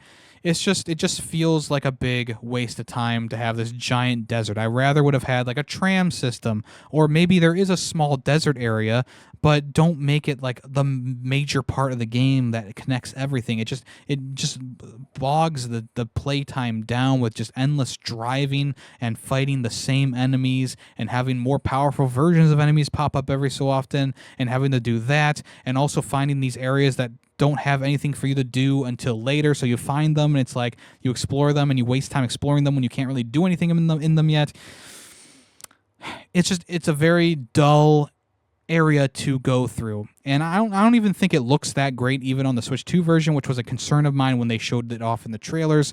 It just looks fine, and the rest of the game looks really good though, like all the character animations, the enemy designs, the more tight-knit designs of the areas you go into, like the snow like laboratory, and there's the volcano, and there's the area with all the storms brewing, and you get all your technology stuff from there. And there's there's an intriguing background story of these aliens who put these, they have like psychic abilities, and they found this resource underground, the green gems essentially, and they found out that it actually enhances organisms and makes them smarter, so they disperse it around the entire planet without fully testing it, and it gets on all the alien, like their skin, and it turns them into monsters. And it's like, how do you not test this stuff? Like there's parts of this story that are interesting and intriguing, and then there's the other half of the story that's like, are you stupid? You're just gonna disperse this chemical essentially to everyone around the planet in one fell swoop and not test it properly? Like, what are we doing here? So yeah, essentially you find this facility that's like they're trying to research how to reverse the effects of this stuff, and it's like, well, yeah, I mean, this was really just a problem created by yourselves for not doing enough testing. It just doesn't make any sense in my opinion. So yeah, right now I'm going through the mines. I'm trying to find the last key for the main MacGuffin that they need to figure out. A lot of the boss fights have been okay. There's been a couple of encounters with Silex, which I feel like they've been fine, like nothing really crazy. There was a pretty cool boss fight with this giant lava dragon snake type thing. I thought that was kind of cool. But right now I'm more annoyed by the enemies in the game. They're getting more difficult, of course, which is like, of course, of course. But also at the same time, they're getting more annoying. Like there's this enemy that teleports, and I'm like, just stay in one place for long enough for me to get a charge shot off for at least, or a missile at least. But it doesn't do that. It just keeps teleporting. And there's these other enemies who have shields that are impervious to anything from the front, but you can grapple onto them. But the problem is that when you're grappling onto them, that leaves you open for any other enemy in the area to attack you, including other shielded enemies or the flying enemies. So it's pretty much useless to try and take out the shield guys with the grapple hook. You just got to go around them and take them out from behind. It's just it just feels like some of these things weren't thought about as much as they should have been. So. I'm past the honeymoon phase for Metroid Prime 4. I'm kind of getting into the more critical phase of it, where it's like the problems that I kind of had with the game last week when I started playing it are now developing into real problems. Like, it's not just like a nitpick. It's more of like hey, I'm actually kind of like annoyed with the desert air. I'm actually kind of annoyed with the enemy designs. I'm actually kind of annoyed with a character in the game who is way more annoying than anything that Miles has done in the game itself. And I would like to stress once again that every single one of these Federation soldiers are just the biggest fans of Samus Aran. She is the biggest, like, she is the hero of the Federation. And maybe if I played Metroid Prime 3 or Other M, I would have understood what is going on, but it just doesn't make any sense to me. Like, they keep calling her a bounty hunter, but at this point we've done nothing that even correlates to any sort of bounty hunting at all. So, at least with Metroid Prime, the original game, like, you start off hunting down that pirate guy, right? And you destroy the creature inside the laboratory, and you crash land on the planet. So it's like, yeah, you're a bounty hunter, but you're stuck on this planet, so you got to figure out how to get around this stuff. I don't know. So at the end of the day, I'm still playing through it. I would still like to get farther into it before giving final thoughts about it, of course. And we'll see what happens at the end of this all. But as of right now, I'm just kind of like, I'm kind of stuck in this place where it's like I'm enjoying some aspects of it, but I'm also not enjoying some aspects of it as well. So I'm stuck between these two places here. So that is that. I also played a bit of a game called Dogpile. This is a new Suika game type game or watermelon game type game where you combine dogs instead of fruits and vegetables. And you try and make big dogs, and you try and get big combos. It's also a roguelite deck builder, which I felt like it really didn't need that aspect of it, because I feel like the placing the dogs is fun enough. But of course, they have like this roguelite thing where it's like, okay, so now you earn positives and negatives with these cards, and there's attributes you can put onto your dogs where it's like, oh, this one's it makes it bigger or smaller, or it makes it it barks when it lands, so it moves the board around. Like, that's all fine and dandy.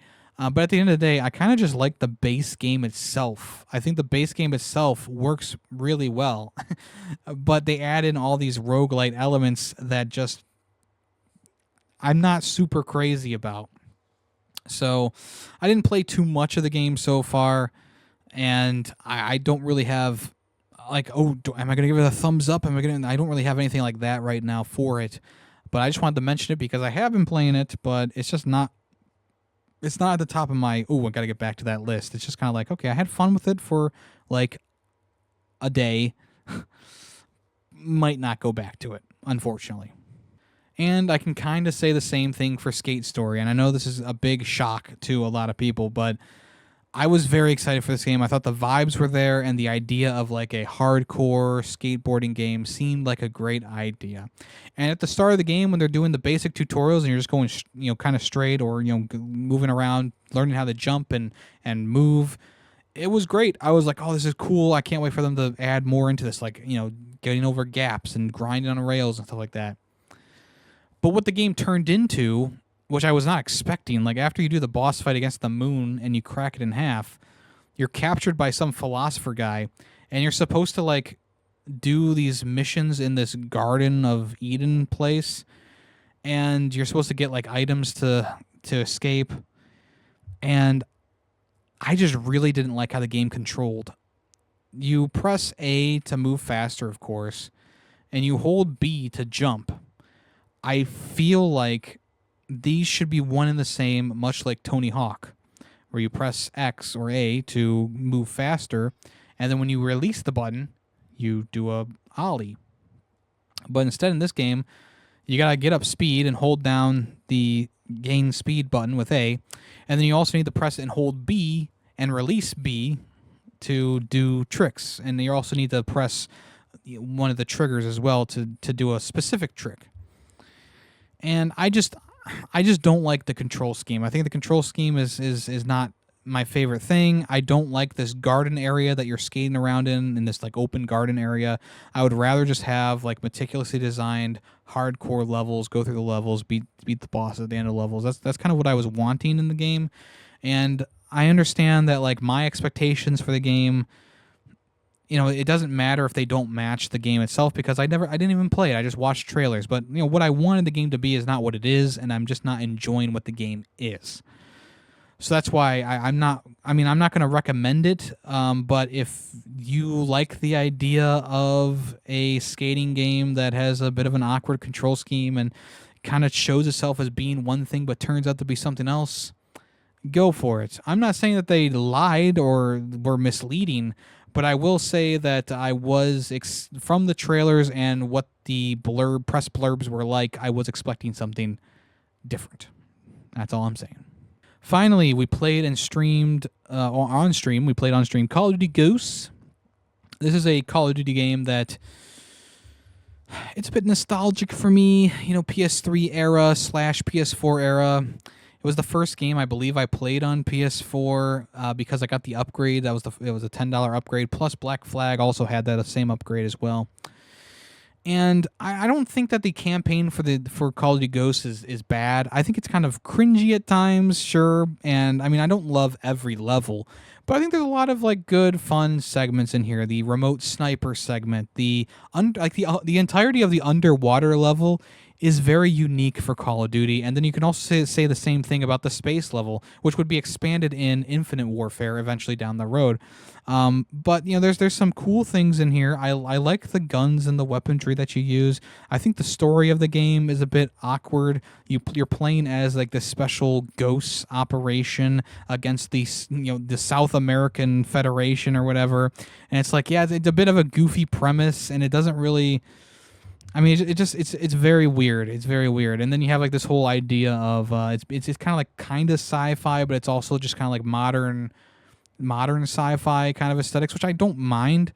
It's one of those things where it's like, I like the campaign. I think it's fun. I'm not like going to be super hyper critical of it because I think it has its faults for sure, but also at the same time, like it's a bit of a fun, quick jaunt through this like weird universe that they decided to set up in this game. Personally, I do have, I guess, some nostalgia for the multiplayer, but I remember the maps being a bit too big at times and just being empty as well. Obviously, the game is very much dead nowadays, especially if you try and play it on like PC or even PS5. The infection mode or whatever it's called, the mode where it's zombies but it's aliens, I never could get into that. I played it a couple times. I beat it like once or twice here and there, but I never really got into it. I think my friends felt like it was kind of fun, but for me personally, it just wasn't there.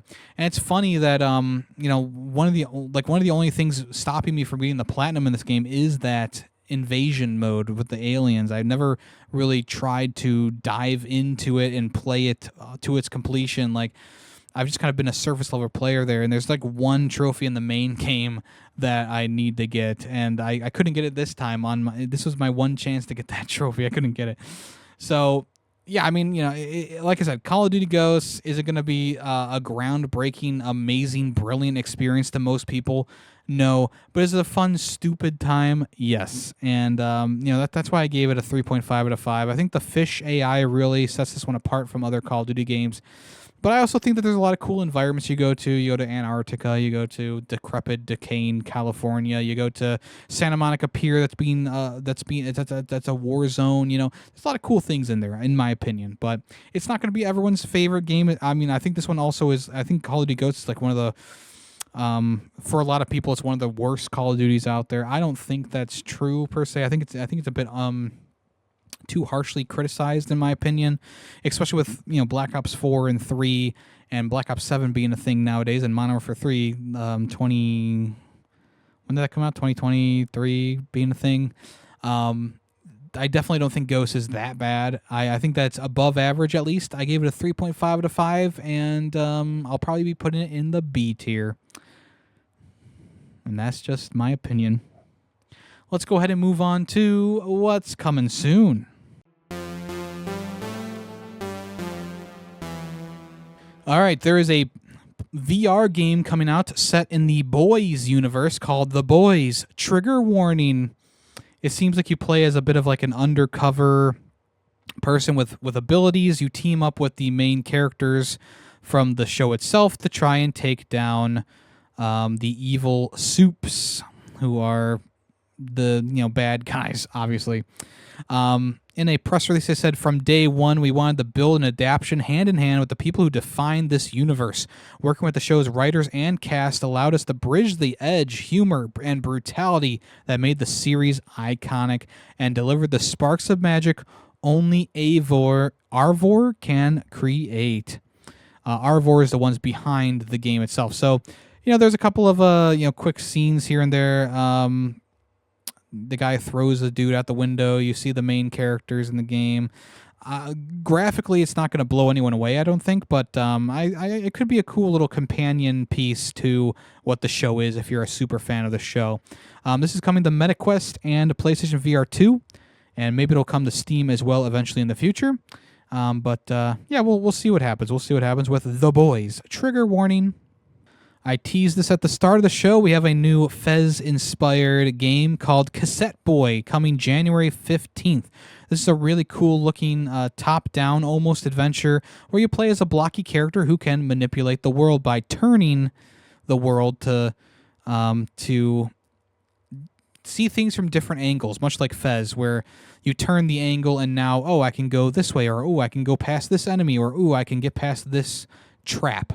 So it's a cool thing there. It's not exactly like Fez with like the whole like tower aesthetic, but it's kind of set up like a Game Boy Color type game, a top-down Game Boy Color type game. So I'm pretty interested in this. I'll probably be picking this up when it comes out. It is coming, I believe, to all different platforms, including PlayStation, PC, and Xbox, if you want to check that out. Cassette Boy. A game called Big Hops had an announcement trailer this past week. It's a new kind of 3D platformer where you use your tongue to get the job done. Oh, shit. So this is coming January 12th, 2026. It is a maybe not an action platform, but it's a platformer where you play as a frog and you use his tongue to platform. You can also climb on things, wall run, and wall jump, of course. You can also slide, do belly flops into water, and, of course, swim for a limited amount of time. And I believe you eat various creatures like bugs and stuff to regain your health. But it looks like you do a lot of the puzzle solving with your tongue, including hacking, lock picking, manipulation of objects, etc., etc. So, looks like it's going to be a pretty fun game. Looks like it's going to be pretty enjoyable. And we'll see how that goes when a game comes out next year. Alrighty. Jaws, the infamous NES game, is coming to PlayStation, Xbox, PC, and more with the limited run games copy of the game. This is coming in 2026. The game was originally released by LJN in 1987. And so the game is going to come to all modern platforms, including Switch and PC and PlayStation. There's going to be 2 different versions of the game that you can get. Pre-orders will be live between December 19th and January 18th. Also, there will be a massively expanded multi-chapter adventure filled with nods and homages to the Jaws film, new quests and objectives, new abilities and weapons for your boat and diver, more challenging enemies, and a robust realization of the NES game's role-playing elements and inspiration. So I think this game, honestly, I don't think reviewed very well. Obviously, I don't think people look back on it fondly, but I believe there was like an RPG system in it that people did enjoy. So It's pretty cool to see this come back, obviously. The standard edition is going to be $35. You'll get a physical copy of the game and an 8-page booklet included. If you get the bigger boat edition, it's $100. You get a physical copy of the game. Everything included in the retro edition of the game, which I think is like some, I don't know, digital stuff. I don't even see it in the picture here that they posted. You get the Nintendo Entertainment System inspired box. You get the game soundtrack on a physically pressed CD. You get a pin badge Jaws keychain and a pixelated shark lamp. Pretty cool. There's also an enamel pin that says "No swimming, hazardous area, beach closed." So it's the classic sign from the game itself. Not from the game, from the movie, which you can also say is from the book too. So, yeah, this game I think got a lot of eyeballs on it because the video game nerd or whatever he's called did a review of it back in the day. LGN is also a pretty notoriously bad development studio. But having it be imported to modern consoles, hey, I'm all for, I'm all for preserving media. So I think this is a good thing, no matter what you say, no matter how bad the game might be. So there you go, Jaws coming back. Also, Skyrim Anniversary Edition is shadow dropped on the Switch 2 recently. The game boasts not 60 FPS. Which is pretty crazy in my opinion, not to have 60 FPS on Skyrim. But they did say there's improved visuals, lighting, and stuff like that. The usage of motion controls and mouse controls as well is added to the game too. I do not believe that there is a physical version of this, but if you own the physical version, you can upgrade to a Switch 2 version. If you get the game on the Switch, it's included with the 3 expansion packs are included, plus hundreds of unique Creation Club items, and they also include the Nintendo exclusive outfit that looks like Link from Breath of the Wild with the Hyrulean shield and the Master Sword. Those are special things that you can get in the game itself, and yeah, so there you go. Skyrim is now ported to another system. All right, we got some new releases for Nintendo Switch Online. Starting off this week, they announced that Rayman 2: The Great Escape and Tonic Trouble are coming to the N64 library, which is pretty cool. These will be available on December 17th to play. I think this is a good offering. Both of these are pretty fun, not 2D, but platformers. I think that this is a nice get. I think both these games, I remember really enjoying Tonic Trouble when I was a kid. I have the PS1 version, so having the N64 version, I won't complain about that. Also, Rayman 2, I never played Rayman 2, but a lot of people say that that is a classic. Rayman 2 originally released in 1999 by Ubisoft with a space in the middle, and Tonic Trouble released in the same year from Ubisoft as well. So, yeah, I'm pretty excited to relive these, at least relive Tonic Trouble on the N64. As for Rayman, would be a fun one to play originally. I haven't been the biggest Rayman fan, don't get me wrong, but at the same time, I'm always open to trying new things. And then the biggest of the reveals was that there's a new game coming to the GameCube library, Wario World. This is a game that skyrocketed in price. It's so expensive nowadays. It's in like the hundreds of dollars to get just a regular copy of the freaking game. But now Nintendo has said, fuck you people on eBay and various resellers out there. You can now play Wario World for no extra price on the Nintendo Switch expansion pass service on the Switch 2, which is really fantastic. I've been wanting to play this game for quite some time. I'll probably play it on stream in the next year. And yeah, I'm just very excited. I remember my friend owning this game and having fun with it back in the day. I never owned it myself, though. But the game originally came out in 2003 on the GameCube, and it was Wario's like first foray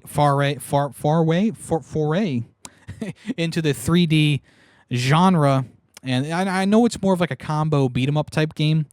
But yeah, I'm very interested in playing this. This was I guess this was one of the secret games that they were hiding from us. Because we're still waiting for a couple of other games to come to the service that they showed off.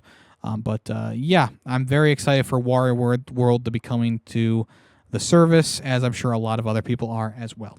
And then finally, for the coming soon section, here are 9 games coming to PlayStation Plus Extra and Premium tiers. So in the Extra tier, we have Assassin's Creed Mirage, Wolong Fallen Dynasty, Grand Blue Fantasy Relink, Planet Coaster 2, Cat Quest 3, Lego Horizon Adventures, Paw Patrol Grand Prix, Paw Patrol Worlds, and then for PlayStation Plus Premium members, we are getting Soul Calibur 3, which originally released on the PS2, which is pretty nice.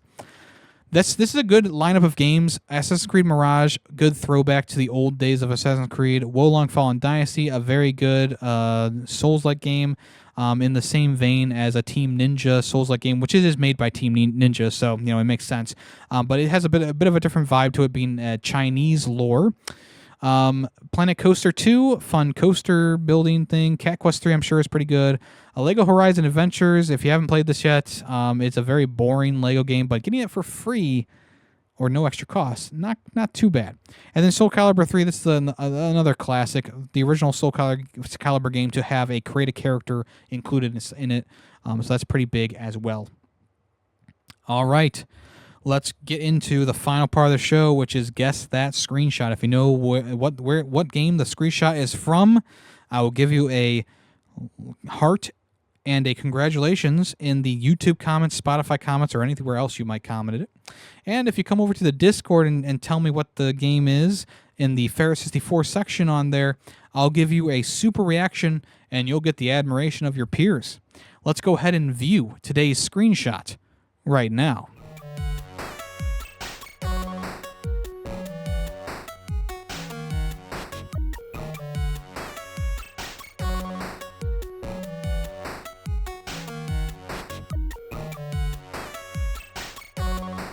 All right. Thank you so much for listening to this episode of the podcast. I really do appreciate that. If you have not yet, the form for nominating games for the 5th annual Ferret Awards is available now. There's a video going over all the categories, plus the link to the form is in the description on that video, and I'll also put it down below as well. It's also in the last episode's description too, if you forgot. Right now, I'm looking for more nominations. We need more nominations, people. We're running short on time. The nomination period is only open until the end of this coming week on the 20th, and then the voting starts. And then that's where the real fun begins. The voting starts. I need to have people give me their presentations, and then I got to put it all together for the award show when that fully happens. So, very exciting stuff coming up, folks. But please, if you don't mind, even if you don't fill out the entire form, it's all optional. If you only have a nomination for best action game, or for best strategy game, or for best for favorite game that I streamed this year, fill it out, submit it, forget about it. The more the merrier. The less that I have to put input into makes it more for the community and less for me personally. So we really would appreciate that if anyone would go out or if everyone would go out and nominate some games. I would really appreciate that. Everything else, though, it's all at Yemmy the Ferret, YouTube, Twitter, Twitch, etc. Right now we're playing Call of Duty games in Call of Duty December, and it's going about as well as I was. Well, actually, it's going worse than I expected. We've played a lot of kind of like mediocre to bad games, but we did play Call of Duty Ghosts and Modern Warfare Reflex, which I did have fun with. But right now we're playing Black Ops 6, and on this replay, I'm realizing that the campaign was not that great as I built it up in my head. I don't know what happened. It just is not hitting this time around, and I do have plenty of other Call of Duty games to play in the next couple of weeks here, so keep your eyes open for that. I stream on Monday, Tuesday, Thursday, and Saturdays usually. If you want to check me out, I also have a VODs channel for all past VODs of the streams. Another podcast I do is called Film Freaks with a Z at the end. We watch movies and review them. And this past episode's movie was Crazy Rich Asians, if you want to check that out. All right, folks. Thank you so much for listening once again. I am Yemmy the Ferret, and this has been another episode of Ferret64. I'll talk at you next week. So long.